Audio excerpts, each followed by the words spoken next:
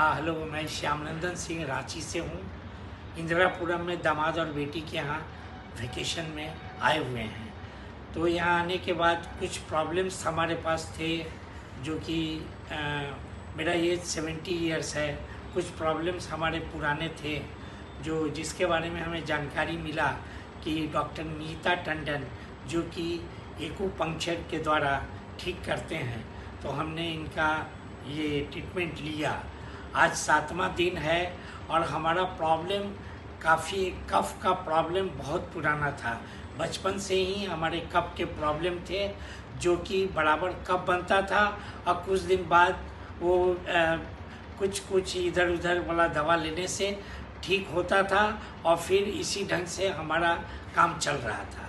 लेकिन यहाँ ट्रीटमेंट लेने के बाद जब एक्यूपंक्चर हमने कराया तो आज मेरा 7वां दिन है। हमें कफ से काफ़ी रिलीफ मिला है और बाकी और मेरा बीपी भी नॉर्मल में रहता है।